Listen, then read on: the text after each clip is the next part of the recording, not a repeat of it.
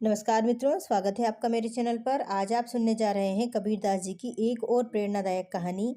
देह धरे का दंड है सब काहू के होए, ज्ञानी भुगते ज्ञान से अज्ञानी भुगते रोए।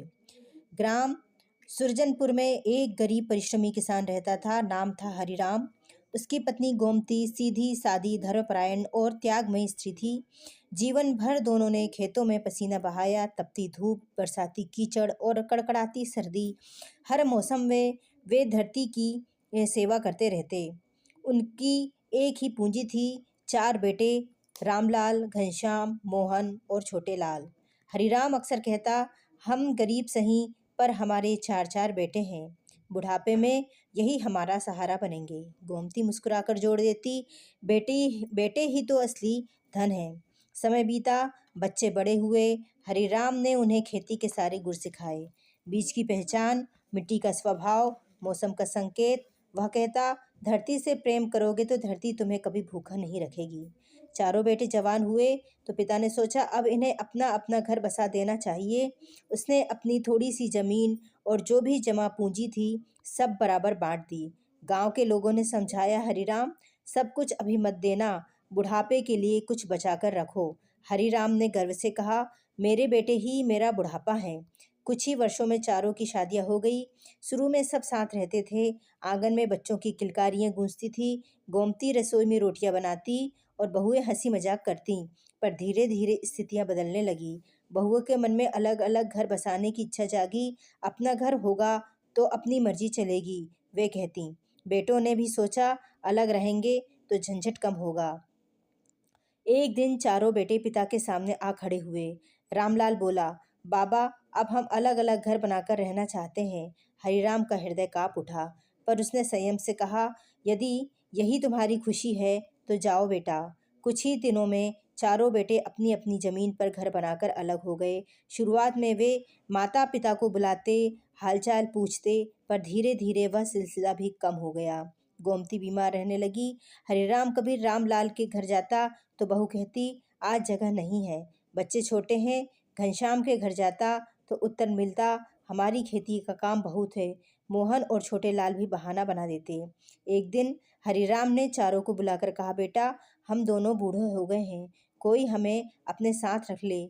चारों ने एक दूसरे का मुंह देखा। अंततः रामलाल बोला, बाबा हमारे घर में जगह कम है। बाकी तीनों ने भी वही दोहराया। उस रात हरिराम और गोमती बहुत रोए। गोमती ने कहा, क्या यही हमारे कर्मों का फल है? हरिराम ने भारी स्वर में कहा, शायद यही देह धारण करने का दंड है। हर व्यक्ति को अपना कर्मफल भोगना ही पड़ता है। दिन बीतते गए, भोजन का संकट बढ़ने लगा। खेत तो अब बेटों के थे, हरिराम के पास कुछ नहीं बचा था। एक दिन वह दुखी मन से नदी के तट पर जा बैठा। आंसू बहते रहे। तभी वहां करघा लिए एक संत बैठे दिखाई दिए। वही संत थे कबीरदास।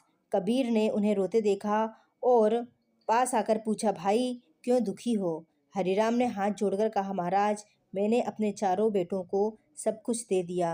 अब कोई भी मुझे और मेरी पत्नी को अपने घर नहीं रखना चाहता। जीवन कैसे कटे? कबीर ने शांत स्वर में कहा, दुख का कारण आसक्ति है। तुमने सब कुछ देकर स्वयं को असहाय बना लिया।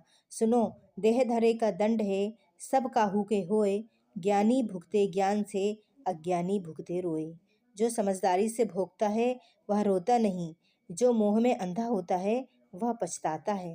हरिराम ने विनती की, मुझे मार्ग बताइए। पहली कहानी, बीज और किसान। कबीर बोले, एक किसान ने सारा बीज खेत में एक साथ बो दिया। उसने सोचा, जितना अधिक बोऊंगा उतना अधिक फल मिलेगा, पर वर्षा न हुई, फसल नष्ट हो गई। उसके पास अगली ऋतु के लिए बीज ही न बचा। दूसरे किसान ने आधा बीज बोया और आधा बचा कर रख लिया। पहली फसल खराब हुई तो उसने बचा हुआ बीज बोया और सफल हुआ। हरिराम, तुमने सारा बीज बेटों को दे दिया, अपने लिए कुछ नहीं बचाया। जीवन में संतुलन आवश्यक है। हरिराम ने सिर झुका लिया। दूसरी कथा, वृक्ष और लता। कबीर ने कहा, एक विशाल वृक्ष था, उस पर एक लता चढ़ी। वृक्ष ने सोचा, यह मेरी शोभा है। उसने उसे पूरी तरह सहारा दिया। लता इतनी फैल गई कि वृक्ष की शाखाएं टूटने लगी। अंततः वृक्ष कमजोर हो गया। संतुलित सहारा ठीक है, पर अति सहारा विनाश है। उसने पुत्रों को इतना सहारा दिया कि वे स्वयं उत्तरदायी बनना भूल गए। तीसरी कथा, दो भाई और वृद्ध माँ। कबीर बोले, दो भाई थे। पिता की मृत्यु के बाद उन्होंने संपत्ति बांट ली। माँ को बोझ समझा। एक दिन छोटे भाई की बेटी बीमार पड़ी। वृद्ध माँ ने जड़ी बूटी से उसे ठीक किया। तब दोनों को समझ आया, जिसे बोझ समझ रहे थे वही आशीर्वाद है। पर राम, हर पुत्र को यह समझ स्वयं नहीं आती, कभी कभी अनुभव से आती है। हरिराम की आंखों में आशा जगी। चौथी कहानी, दीपक का तेल। कबीर ने अंतिम कथा कही। एक दीपक था, वह दूसरों को प्रकाश देता रहा, पर अपने लिए तेल न बचाया, शीघ्र ही बुझ गया। जो स्वयं को पूरी तरह खाली कर देता है, वह दूसरों का सहारा कैसे बनेगा? सेवा करो, पर स्वयं को असहाय मत बनाओ। हरिराम ने पूछा, तो मैं क्या करूं? कबीर ने स्पष्ट मार्ग बताया। अपने चारों बेटों से कहो कि तुम्हारे हिस्से की जमीन तुम्हें लौटाए, वह तुम्हारा अधिकार है। उस जमीन की खेती ठेकेदारों से करवाओ। जो धन मिले उससे अपनी पत्नी के लिए एक सहायिका रखो। दवाइयाँ लो, भोजन का प्रबंध करो, आत्मनिर्भर बनो। जब तुम सक्षम रहोगे तब ही सम्मान मिलेगा। हरिराम के मन में साहस आया। वह घर लौटा। अगले दिन चारों बेटों को बुलाया। उसने दृढ़ स्वर में कहा, बेटा, मैंने तुम्हें जो दिया वह प्रेम से दिया, पर अब मैं अपने हिस्से की जमीन वापस चाहता हूँ। यह मेरा अधिकार है। बेटे चकित रह गए। उन्हें लगा बाबा अब निर्बल नहीं रहे। गांव के बुजुर्ग भी एकत्र हुए। उन्होंने कहा, हरिराम सही कह रहा है। आखिरकार चारों ने थोड़ा थोड़ा हिस्सा लौटाया। हरिराम ने वह जमीन एक ठेकेदार को दे दी। वर्ष भर में अच्छा लाभ हुआ। उस धन से उसने एक सेविका रखी जो गोमती की देखभाल करने लगी। दवाइयाँ आने लगी। घर में फिर चूल्हा जलने लगा। धीरे धीरे चारों बेटों को एहसास हुआ कि माता पिता अब उन पर निर्भर नहीं है। वे लज्जित हुए। एक दिन रामलाल पिता के चरणों में गिर पड़ा। बाबा, हमसे भूल हुई। हरिराम ने शांत स्वर में कहा, गलती समझ आ जाए तो आधा पाप धुल जाता है। गोमती की आंखों में आंसू थे, पर अब वे दुखी के नहीं, संतोष के थे। कबीर के शब्द सत्य सिद्ध हुए। देह धरे का दंड है, सब काहू के होए।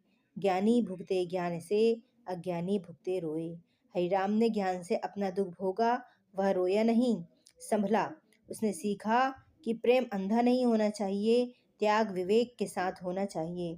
गांव के लोग उसकी कथा सुनकर प्रेरित हुए।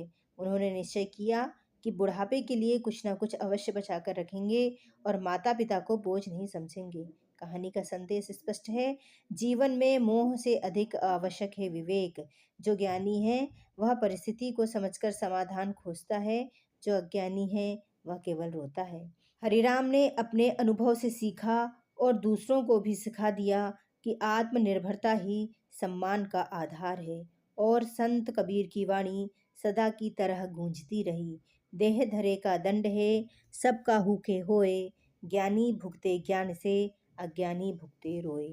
धन्यवाद मित्रों। अगर आपको हमारी कहानी अच्छी लगी है तो हमारे चैनल को लाइक और सब्सक्राइब जरूर करें। धन्यवाद। आपका दिन शुभ हो।